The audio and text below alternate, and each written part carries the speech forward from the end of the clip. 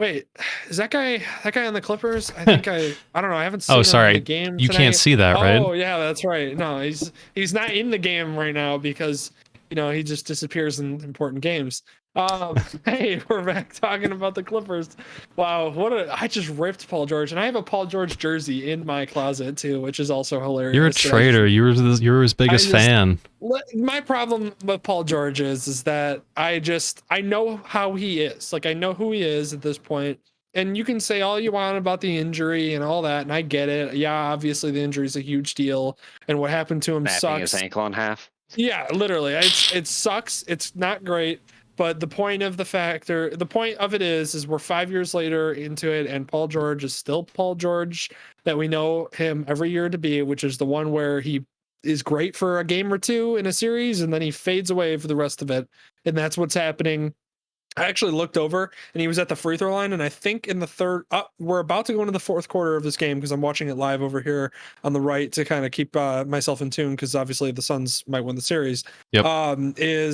I think he has 15 points going into the fourth quarter. So if that doesn't tell you how Paul George is, then I don't know what else to tell you because that's what Paul George is. Paul George will give you a game or two of incredible Paul George play where you go, hey, maybe we can build around him. Maybe we're bringing 2014 Paul George back.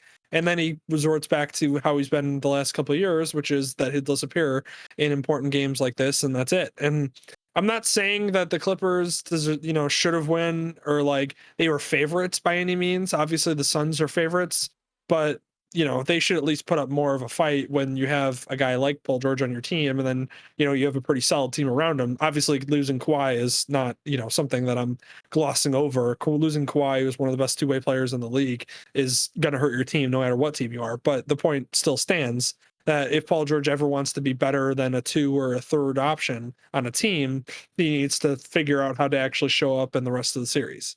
So Yeah. that's my little thing on Paul George. I loved Paul George back in 2013 and 2014 when he was tearing it up for the Pacers and he looked like he was about to become like it was like 2014 was like, man, it's going to be for the next 10 years it's going to be Durant, LeBron and Paul George at the top and everybody else looking up. And then Paul George had that massive injury which obviously sucked and is terrible and I don't wish it upon anybody, but the point still stands that 5 years later Paul George is who he is, which is a second option on your team at best, and if really at best he's you hope that maybe he's your third option and you don't have to rely on him too much, but he gets you a game or two in a series, which is why he's fine being a 2 or a 3, but he can't be a 1, and that's what he's being asked to do right now for the Clippers, and that's not him. So yeah. Well, let me say the thing that I noticed. The thing that I noticed was the the reactionary takes back and forth were great. And again, I'm all for that at this point. I've totally subscribed to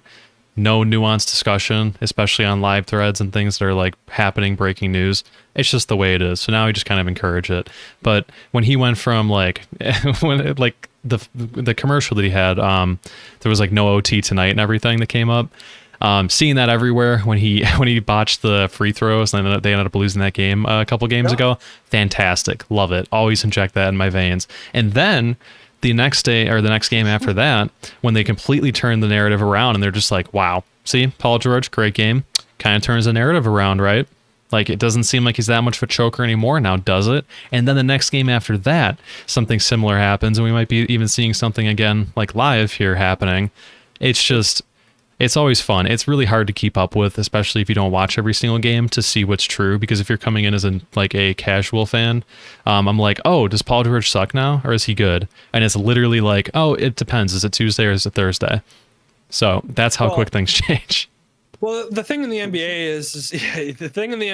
is that there's like in the NBA, there's clear ones on a team. That's your first option, your primary scorer who you go to every game. Then there's twos who are great, Robins to Batman. There's great running mates. Back to what we were talking about. Yeah, no, the Clippers are going to lose this game. So right now, I think the Suns are up like by 20. So, it's basically over for them. The Clippers are done. The Suns are moving on to the championship.